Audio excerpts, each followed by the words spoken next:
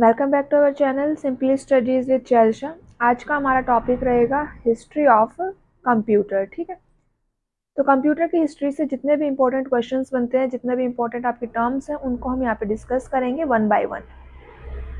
तो यहाँ पे देखिए, सबसे पहला जो आपका कंप्यूटर की हिस्ट्री एक्चुअली में जो स्टार्ट होती है ना, जो मानी जाती है कि कंप्यूटर की हिस्ट्री कहाँ से स्टार्ट होती है, तो वो है आपका अबेकस। इसमें सबसे पहला नाम आता है। माना जाता है कि अबेकस जो आपका कैलकुलेटर था, उससे कंप्यूटर की शुरुआत हुई थी, उसी से कंप्यूटर की हिस्ट्री मानी जाती है। ठीक है, तो सबसे पहला जो यंत्र होता है वो कौन सा है? आपका अबेकस। अबेकस क्या है? आपका एक कैलकुलेटर है। ठीक है, क्या है आपका? कैलकुलेटर। कैलकुलेटर है तो क्या करेगा? कैलकुलेशन करेगा। ठीक है, सेकंड यहाँ पे आता है कि अबेकस कब आया था। तो अगर अबेकस का एग्जैक्टली ईयर पूछा जाए तो ये आपका 1602 के आसपास आया था। कब आया था आपका? 1602 के आसपास आया था। ठीक है, एंड अबेकस का आविष्कार किसने किया था? तो कोई व्यक्ति का नाम इसमें नहीं है, कोई पर्टिकुलर पर्सन का नाम नहीं आता। सिर्फ इतना यहाँ पे आता है कि अबेकस का आविष्कार एक चाइना के पर्सन ने किया था। तो किसने किया था? एक चीनी द्वारा किया गया था। ठीक है, इतना हो गया। ये इतना इंपॉर्टेंट नहीं है कि अबेकस होता कैसा है। तो अबेकस एक लकड़ी का बॉक्स होता है जिसमें क्या होती है, आपकी धातु से बनी रोड का उपयोग किया जाता है, जिसमें मोतियों की माला लगी होती थी। अब आता है अबेकस का पूरा नाम। अबेकस का पूरा नाम एग्जाम में नहीं पूछा जाता, फिर भी देख लीजिए। Abundant bets addition and calculation utility system. अब यहाँ पे देखिए, अबेकस क्या है? आपका एक कैलकुलेटर है। तो इसका यूज किसके लिए किया जाएगा? प्लस, माइनस, मल्टीप्लाई, डिवाइड, इन सब के लिए अबेकस का यूज किया जाता है। क्या आज की डेट में अबेकस का यूज होता है? तो आज की डेट में भी अबेकस का यूज होता है। चाइना में भी होता है, और अपने यहाँ पे अगर आप अपने जो ये किंडरगार्टन स्कूल्स होते हैं, प्ले स्कूल्स होते हैं, यहाँ पे जाके देखोगे तो आपको वहां पे अबेकस देखने को मिलेगा, जिसकी हेल्प से जो अब बच्चे हैं उनको क्या सिखाया जाता है? मैथमेटिकल कैलकुलेशन सिखाई जाती है। ठीक है, नेक्स्ट आता है कि अबेकस का दूसरा नाम क्या है? तो अबेकस को काउंटिंग मशीन या फिर काउंटिंग फ्रेम के नाम से भी जाना जाता है। यहाँ पे ये इंग्लिश में कन्वर्ट करके लिखा गया है। In the early stage the device is used to calculate was called abacus. Invention कब हुआ था इसका? 2400 BC, 1602, and it was done by a Chinese. It was a wooden box in which a rod made of metal was used, in which there was a string of pearls. Abacus stands for Abundant Beats Addition and Calculation Utility System, used for addition, subtraction, multiplication, and division. It is also very popular at present, which is used to teach mathematical calculations to young children. Abacus is also known as counting machine or counting frame. ये देखो, ये क्या है? आपका abacus है। आपने देखा होगा इस टाइप का एक डिवाइस जो आपको प्ले स्कूल में देखने को मिलेगा। सेकंड यहाँ पे आता है आपका हिस्ट्री ऑफ कंप्यूटर में नेपियर बोन्स। अबेकस के बाद किसका नंबर आएगा? Napier bones. नेपियर बोन्स नाम से पता चल रहा है कि नेपियर ने इसका आविष्कार किया था। तो नेपियर बोन्स का आविष्कार किसने किया है? जॉन नेपियर ने किया है। कब किया? 1550 से 1617 के बीच में क्या माना जाता है? इसका आविष्कार माना जाता है। इंपॉर्टेंट पॉइंट्स है थर्ड इसका, क्या है कि यह है उस समय दशमलव बिंदु का उपयोग करने वाली पहली मशीन थी। मतलब कि जो डेसिमल पॉइंट्स है उनको यूज करने वाली फर्स्ट मशीन आपकी कौन सी थी? नेपियर बोन्स थी। ये आपका क्या है? नेपियर बोन्स है। फिर नेक्स्ट यहाँ पे आता है आपका पास्कल कैलकुलेटर। काफी इंपॉर्टेंट है, एग्जाम में आपको यहाँ से क्वेश्चन देखने को मिल जाता है। पास्कल कैलकुलेटर या फिर पास्कल लाइन इसका दूसरा नाम है।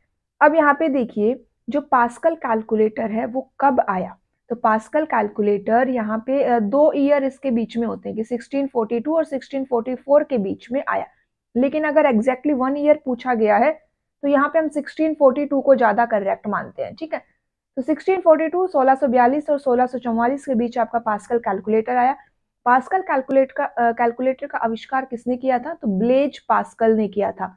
एग्जाम में डायरेक्टली पूछ भी लिया जाता है कि पास्कल लाइन का आविष्कार किसने किया, या फिर ब्लेज पास्कल ने जो कैलकुलेटर बनाया था उसका नाम क्या था? तो पास्कल कैलकुलेटर, पास्कल लाइन, ये सब था। किस टाइप का कैलकुलेटर है ये? तो ये आपका एक यांत्रिक कैलकुलेटर है। या ये भी एग्जाम में पूछा जाता है कि पास्कल कैलकुलेटर किस टाइप का कैलकुलेटर है? तो यांत्रिक कैलकुलेटर है या फिर मैकेनिकल कैलकुलेटर है। ठीक है, नेक्स्ट यहाँ पे क्वेश्चन बनता है कि पास्कल कैलकुलेटर में आप किस टाइप की कैलकुलेशन कर सकते हो? तो पास्कल कैलकुलेटर में केवल आप एडिशन और सब्ट्रैक्शन ही कर सकते थे। अगर आपको मल्टीप्लाई और डिवीजन करना है तो वो भी आपको प्लस और माइनस की हेल्प से ही करना पड़ेगा। ठीक है। एक लकड़ी का बॉक्स था जिसमें पहिए लगे होते थे। इन पहियों का उपयोग जोड़ और घटा करने के लिए किया जाता था। तो यहाँ पे इसकी एक बार रीडिंग ले लीजिएगा। उसके बाद ये क्या है आपका पास्कल कैलकुलेटर है। ठीक है। क्या समझ में आया? 1642 से 1644 के बीच में आया है। ब्लेज पास्कल ने इसका इन्वेंशन किया था। मैकेनिकल कैलकुलेटर था, पहला मैकेनिकल कैलकुलेटर था। एडिशन और सब्ट्रैक्शन ही करता था। उसके बाद नेक्स्ट आता है आपका स्टेप्ड रैकनर। स्टेप्ड रैकनर क्या है? देखो इंपॉर्टेंट है। सबसे पहली बात कब आया? 1673 में आया। किसने बनाया? लेबिनीज द्वारा विकसित किया गया है। 1673 में लेबिनीज द्वारा विकसित किया गया और ये एक डिजिटल मैकेनिकल कैलकुलेटर था। ठीक है। इस कैलकुलेटर में आप प्लस माइनस मल्टीप्लाई और डिवाइड ये सब कर सकते थे। एग्जाम में पूछा जाता है कि कौन से कैलकुलेटर में आप सबसे पहले प्लस माइनस मल्टीप्लाई डिवाइड चारों कैलकुलेशन कर पाते थे। तो स्टेप्ड रैकनर जिसे लेबिनीज ने इन्वेंट किया था। अब लेबिनीज ने इन्वेंट किया था तो इसीलिए इसको लेबिनीज कैलकुलेटर के नाम से भी जाना जाता है। ठीक है। अब यहाँ पे देखिए कि जो आपका स्टेप्ड रैकनर है वो जो ब्लेज पास्कल ने पास्कलाइन कैलकुलेटर बनाया था ना, उसी प्रिंसिपल के ऊपर आपका स्टेप्ड रैकनर कैलकुलेटर इन्वेंट किया गया है। ठीक है। फिर नेक्स्ट आता है आपका डिफरेंस इंजन। इंपॉर्टेंट रहेगा। डिफरेंस इंजन कब आया था? 1820। कहीं कहीं पे आपको 1822 भी देखने को मिल जाएगा।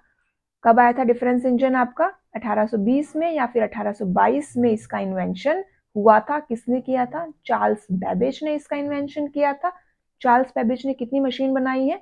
जो सबसे पॉपुलर रही आपके डिफरेंस इंजन और एनालिटिकल इंजन। डिफरेंस इंजन आपके 1822 में आई है और एनालिटिकल इंजन आपके 1833 में आई है। 1822 की जगह आपको 1820 देखने को मिल जाएगा एंड 1833 की जगह पे आपको 1830 भी देखने को मिल जाएगा।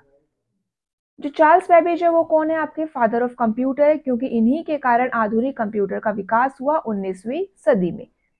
उसके बाद देखिए बेबेज ने डिजिटल प्रोग्रामेबल कंप्यूटर की कल्पना की थी। मैंने आपको फर्स्ट क्लास में बताया था कि बेबेज ने क्या सपना देखा था कि वो एक डिजिटल कंप्यूटर बनाने का सपना उनका था। डिफरेंस इंजन किस टाइप का कंप्यूटर था? तो ये एक मैकेनिकल कंप्यूटर था, यांत्रिक कंप्यूटर था। ये इंपॉर्टेंट पॉइंट है, एग्जाम में पूछा गया है कि आपका डिफरेंस इंजन किससे चलता था? तो स्टीम से चलता था, भाप से चलता था। ठीक है।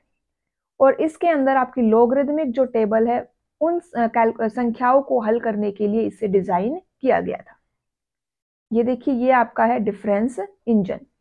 डिफरेंस इंजन कब आया? 1820 या 1822 में। It was created by Charles Babbage. Charles Babbage is called the father of modern computer because of him the development of modern computers. ठीक है। In the 19th century Babbage envisioned the digital programmable computer. Difference engine was a mechanical computer. The computer ran on a steam and it was designed to solve numbers such as logarithmic tables. Next आता है आपका यहाँ पे analytical engine. Analytical engine एक ऐसा computer था जिसमें punch card का यूज किया जाता था। 1830 या 1833 चार्ल्स बेबेज के द्वारा बनाया गया था। ठीक है। अगर ये चार्ल्स बेबेज की एक ऐसी मशीन थी जो कभी कंप्लीट नहीं हुई। अगर हमसे एग्जाम में पूछा जाए कि चार्ल्स बेबेज की फोली मशीन का नाम बताओ, तो फोली मशीन उसको कहा गया है जो कंप्लीट नहीं हुई। तो एनालिटिकल इंजन क्या है? चार्ल्स बेबेज की फोली मशीन है। और अगर पूछा जाए कि चार्ल्स बेबेज की एक ऐसा मशीन जो कभी कंप्लीट नहीं हुई, एनालिटिकल इंजन है। ठीक है। नेक्स्ट है आपका टैबुलेटिंग मशीन। टैबुलेटिंग मशीन देखिए, टैबुलेटिंग मशीन पंच कार्ड पर ही बेस्ड है। एक ये यांत्रिक टैबुलेटर था। अब ये एक ऐसी मशीन थी जिसका इस्तेमाल आंकड़ों को रिकॉर्ड और डेटा को स्टोर करने के लिए किया जाता था। ठीक है। पंच कार्ड इसका इसमें यूज होता था। अब यहाँ से टैबुलेटिंग मशीन से क्वेश्चन आया है कि टैबुलेटिंग मशीन का सबसे पहले यूज कहाँ पे हुआ है? तो देखिए 1890 में अमेरिका की जो जनगणना हुई थी उसमें किस मशीन का यूज हुआ था? टैबुलेटिंग मशीन का यूज हुआ था। 1890 में अमेरिका की जनगणना में टैबुलेटिंग मशीन का यूज हुआ था। और इसका आविष्कार किसने किया? तो यहाँ पे इंपॉर्टेंट नाम है आपका हर्मन होलरिथ ने। हरमन हॉलरिथ ने टैबुलेटिंग मशीन का आविष्कार किया। कब किया? 1890 में किया। ठीक है, अब यहाँ पे ध्यान से सुनो कि जो हरमन हॉलरिथ की टैबुलेटिंग मशीन है, फिर उसने क्या किया कि अपनी इस मशीन के नाम से ही अपनी एक कंपनी खोली जिसका नाम उसने रखा टैबुलेटिंग मशीन कंपनी। और 1924 में यही कंपनी का नाम क्या रख दिया गया? IBM international business machine. और यहाँ से आपकी हिस्ट्री ऑफ कंप्यूटर में IBM कंपनी का नाम जुड़ जाता है। ठीक है, तो यहाँ पे देखिए IBM कंपनी का दूसरा नाम क्या है? तो IBM कंपनी को बिग ब्लू के नाम से भी जाना जाता है। चलिए, इतना हो गया, इसको एक बार रीडिंग ले लीजिएगा यहाँ से। उसके बाद है नेक्स्ट आपका डिफरेंस एनालाइजर। तो डिफरेंस एनालाइजर से क्वेश्चन क्या आता है कि डिफरेंस एनालाइजर कब आया और किसने इन्वेंट किया, यहाँ से ये क्वेश्चन बनता है। तो ये आपका पहला इलेक्ट्रॉनिक कंप्यूटर था जिसे 1930 में अमेरिका में पेश किया गया था। नाम याद रखना, वैनेवर वुश। डिफरेंस एनालाइजर को किसने इन्वेंट किया? वैनेवर वुश ने इन्वेंट किया। कब किया? 1930 में किया। ठीक है, कहाँ पे? अमेरिका में। गणना करने के लिए वैक्यूम ट्यूब का यूज करता था, काफी तेज था, कुछ ही मिनट में 25 से भी अधिक गणनाएं की जा सकती थी। ठीक है, इतना समझ आया? क्लास अच्छी लगी तो जरूर शेयर करना, कमेंट करके भी बता सकते हो कि क्लास कैसी लगी।